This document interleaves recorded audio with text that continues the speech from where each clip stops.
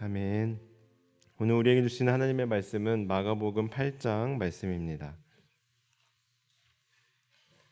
마가복음 8장 말씀, 제가 가진 성경은 신약 66쪽에 있습니다. 우리 드라마 바이블을 함께 듣고 은혜 나누도록 하겠습니다. 제8장. 그 무렵에 또 큰 무리가 있어 먹을 것이 없는지라 예수께서 제자들을 불러 내가 무리를 불쌍히 여기노라. 그들이 나와 함께 있은지 이미 사흘이 지났으나 먹을 것이 없도다. 만일 내가 그들을 굶겨 집으로 보내면 길에서 기진하리라. 그 중에는 멀리서 온 사람들도 있느니라. 이 광야 어디서 떡을 얻어 이 사람들로 배부르게 할 수 있으리이까? 너희에게 떡 몇 개나 있느냐? 7이로소이다.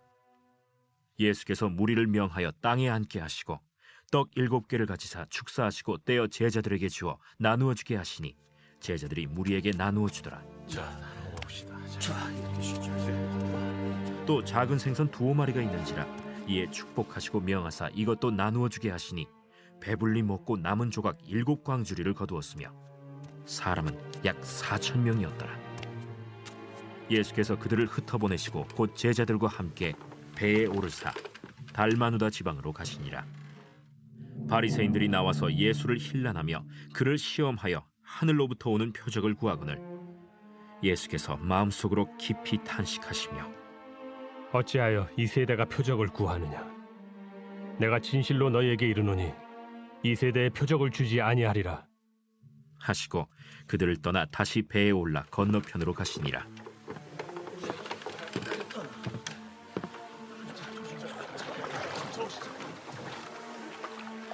제자들이 떡 가져오기를 잊었음에 배에 떡 1개밖에 그들에게 없더라. 예수께서 경고하여 이르시되 삼가 바리새인들의 누룩과 헤롯의 누룩을 주의하라. 이는 우리에게 떡이 없음이로다. 너희가 어찌 떡이 없음으로 수군거리느냐? 아직도 알지 못하며 깨닫지 못하느냐? 너희 마음이 둔하냐? 너희가 눈이 있어도 보지 못하며 귀가 있어도 듣지 못하느냐? 또 기억하지 못하느냐? 내가 떡 5개를 5,000명에게 떼어줄 때 조각 몇 바구니를 거두었더냐? 12이니이다. 또 7개를 4,000명에게 떼어줄 때 조각 몇 광주리를 거두었더냐? 7이니이다. 아직도 깨닫지 못하느냐? 벳세다의 이름에 사람들이 맹인 한 사람을 데리고 예수께 나와 손대시기를 구하거늘 예수께서 맹인의 손을 붙잡으시고 마을 밖으로 데리고 나가사 눈에 침을 뱉으시며 그에게 안수하시고 무엇이 보이느냐? 사람들이 보이나이다. 나무 같은 것들이 걸어가는 것을 보나이다. 이에 그 눈에 다시 안수하심에 그가 주목하여 보더니 나아서 모든 것을 밝히 보는지라. 예수께서 그 사람을 집으로 보내시며 마을에는 들어가지 말라. 하시니라. 예수와 제자들이 빌립보 가이사랴 여러 마을로 나가실새 길에서 제자들에게 물어 사람들이 나를 누구라고 하느냐? 세례 요한이라 하고 더러는 엘리야, 더러는 선지자 중에 하나라 하나이다. 너희는 나를 누구라 하느냐? 베드로가 대답하여 이르되 주는 그리스도시니이다.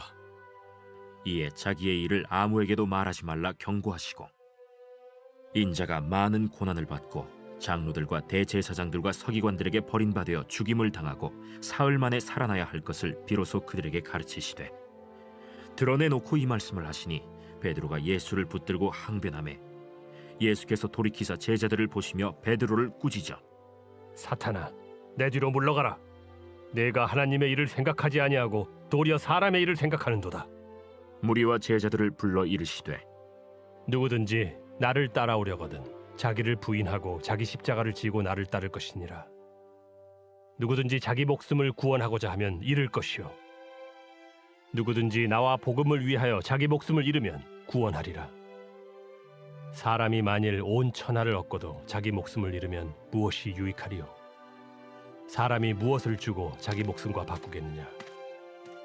누구든지 이 음란하고 죄 많은 세대에서 나와 내 말을 부끄러워하면 인자도 아버지의 영광으로 거룩한 천사들과 함께 올 때 그 사람을 부끄러워하리라. 아멘. 오늘은 일명 예수님의 제자도라고 불리우는 34절부터 38절까지 말씀을 중심으로 함께 은혜를 나누도록 하겠습니다. 제자도란 무엇일까요? 제자도란 스승이신 예수님의 제자로서 성도가 추구해야 할 가치 및 삶의 내용과 그 자세라고 할 수 있습니다. 오늘 본문에서는 예수님께서 이 제자도에 대해 가르쳐 주고 계십니다. 즉, 어떤 마음으로 그리고 어떤 자세로 예수님을 따라야 되는지 알려주고 계신 겁니다. 한마디로 나의 제자라면 이렇게 살아야 돼 라고 말씀하고 계시는데요. 우리 제자도라고 할 수 있는 34절과 35절의 말씀을 다시 한번 읽어보겠습니다. 시작. 무리와 제자들을 불러 이르시되 누구든지 나를 따라오려거든 자기를 부인하고 자기 십자가를 지고 나를 따를 것이니라. 누구든지 자기 목숨을 구원하고자 하면 잃을 것이요 누구든지 나와 복음을 위하여 자기 목숨을 잃으면 구원하리라. 아멘. 그런데 함께 읽으셨다시피 예수님께서 요구하시는 제자도의 내용을 살펴보면 참 어려운 것들 뿐입니다. 먼저 나를 따르려면 자기를 부인해야 된다라고 말씀하십니다. 자기를 부인한다는 게 무슨 뜻입니까? 사전적 의미를 그대로 살펴보면 자기 자신과 아무런 관계가 없는 사람인 것처럼 행동한다라는 의미입니다. 그리고 자신의 인간적인 안전이나 행복, 이익, 편안함 등에 대한 본능적인 요구를 거부하는 것이라고 어학사전에 나와 있는데요. 그런데 이게 말이 됩니까? 아니, 인간인데 인간이라면 당연히 누려야 할 기본적인 권리, 즉 안전, 행복, 이익, 편안함 등을 스스로 거부하라고 말씀하고 계신 것입니다. 인간은 누구나 행복할 권리가 있고 또 안전해야 하며 당연히 이익을 추구하고 될 수만 있으면 편안하게 살길 원하는 게 기본적인 욕구라고 할 수 있는데 이러한 것들을 일부러 의지적으로 스스로 거부하라라는 것입니다. 또한 예수님을 따르려면 자기 십자가를 지라라고 요구하십니다.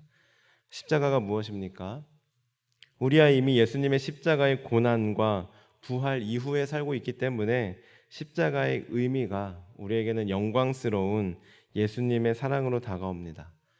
그러나 예수님께서 제자들에게 말씀하고 계신 이 당시 십자가는 가장 잔인하고 가장 고통스러운 형벌이었습니다.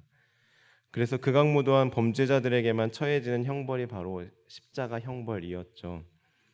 뿐만 아니라 지난번 말씀드렸듯이 십자가는 그 고통스러운 모습을 공개적으로 사람들에게 보여주는 형벌이기 때문에 가장 수치스러운 형벌이었습니다. 이처럼 십자가는 가장 고통스러운 동시에 가장 수치스러운 형벌이라고 할 수 있습니다.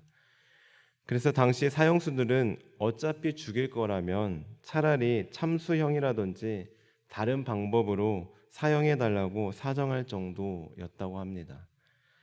물론 예수님께서 그 십자가를 지라는 이야기는 아니지만 그 정도로 예수님의 제자가 되려면 고통스럽고 수치스러움을 감수해야 함을 요구하고 계십니다. 또한 예수님을 따르려면 자기 목숨을 잃어야 된다라고 말씀하십니다. 여러분, 그런데 목숨이 무엇입니까? 37절에 보시면 목숨은 사람에게 있어서 가장 중요하고 가장 귀한 것이라고 할 수 있습니다. 아무리 많은 금은보화를 가졌어도 아무리 높은 명예를 가졌어도 목숨이 없다면 아무 소용 없습니다. 이처럼 사람에게 목숨은 가장 귀할 것일진데 그 목숨을 바로 예수님과 복음을 위하여 바치라고 말씀하십니다. 어떻습니까? 예수님 참 많은 것을 그리고 너무 무리한 것들을 우리에게 요구하신다라는 생각이 들지 않습니까? 예수님 제자 되기 참 어렵다라는 생각이 들 수도 있습니다. 그런데 사실 우리뿐만 아니라 이때 당시 제자들도 예수님을 오해하고 있었습니다. 대표적으로 수제자인 베드로를 보십시오. 27절부터 보시면 너희는 나를 누구라 하느냐? 라는 예수님의 질문에 베드로는 주는 그리스도이시니이다 라고 고백합니다. 그리스도가 무슨 뜻입니까? 구원자라는 뜻입니다. 그러나 베드로는 바로 이어지는 예수님의 고난에 대한 예고를 듣고 그럴 수 없습니다 라고 예수님의 말씀에 항변합니다. 즉 예수님을 구원자라고 고백했으면서 막상 그 구원자가 고난을 받는다고 하니 이해할 수 없었던 겁니다. 한마디로 구원자를 잘못 이해하고 있었던 것이죠. 이처럼 제자들뿐만 아니라 그때 당시 사람들이 원하던 그리스도 구원자는 자신들의 억압받고 힘든 상황을 단번에 해결해주고 역전시켜줄 슈퍼맨과 같은 구원자를 기다리고 있었습니다. 그런 제자들과 사람들의 환상을 예수님께서는 이 말씀을 통해 제자도를 통해 완전히 깨뜨리고 계신 겁니다. 한편 이쯤에서 우리가 생각해 봐야 할 문제가 있습니다. 그것은 바로 예수님께서 과연 정말 우리가 안전하지 않고 행복하지 않기를 바라시는 걸까? 정말 우리가 십자가형에 처해지기를 원하시는 걸까? 정말 우리의 목숨을 원하실까 하는 문제입니다. 예수님은 정말 우리가 죽기를 원하실까요? 당연히 아닙니다. 예수님은 우리의 목숨 자체를 원하시는 게 아닙니다. 정말 우리가 십자가에 매달리기를 바라시는 게 아닙니다. 예수님이야 죄가 없으셔서 우리를 구원하시기 위해 십자가에 못 박히시고 자신의 목숨을 내놓으셨지만 우리가 십자가에 달리고 목숨을 내놓는다고 해서 세상이 구원되겠습니까? 아닙니다. 즉 여기서 예수님이 우리에게 요구하시는 것은 십자가 자체, 목숨 자체가 아니라 바로 목숨 다할 정도의 마음, 중심을 원하십니다. 한마디로 너 지금 죽어, 네 목숨 당장 나에게 줘 라고 말씀하시는 것이 아니라 목숨 다할 정도로 열심히 해, 이런 뜻이 담겨져 있습니다. 그래서 예수님께서는 제자들에게 나를 따르려면 십자가를 지고 다녀, 지금 당장 죽어가 아니라 그 정도로 목숨을 다해 하라는 것입니다. 그렇다면 무엇을 위해 목숨을 다하라고 말씀하고 있습니까? 35절에 보시면 나와 복음을 위하여, 예수님과 복음을 위하여 목숨을 다하라 라고 말씀하고 계십니다. 마가복음 12장 30절에서 예수님은 이렇게 말씀합니다. 내 마음을 다하고 목숨을 다하고 뜻을 다하고 힘을 다하여 주 너의 하나님을 사랑하라 하신 것이요. 즉 우리는 하나님 사랑하는 일에 목숨을 걸어야 합니다. 목숨을 다해 뜻과 힘을 다해 하나님을 사랑해야 합니다. 이 말씀은 우리가 잘 아는 쉐마라고 불리우는 말씀으로 신명기 6장 4절 5절의 인용문과도 같다고 할 수 있습니다. 한마디로 인간에게 주어진 모든 힘과 능력을 다해 삶 전체적인 부분에서 하나님을 사랑하라고 말씀하고 계십니다. 어설프게 사랑하지 말라는 것입니다. 또한 예수님은 복음을 위하여 목숨을 다하라고 말씀하고 계십니다. 마가는 복음이라는 어휘를 독립적으로 사용하는 유일한 기자입니다. 그렇기 때문에 복음을 위하여라는 표현은 복음서 중에서 마가복음에만 나와 있는 표현인데요. 이처럼 마가복음은 복음을 더욱 강조하는데 복음을 위해 목숨을 건다라는 말은 목숨을 다해 복음을 전한다라는 뜻과 함께 복음대로 살기 위해 목숨을 다한다라는 의미를 가지고 있습니다.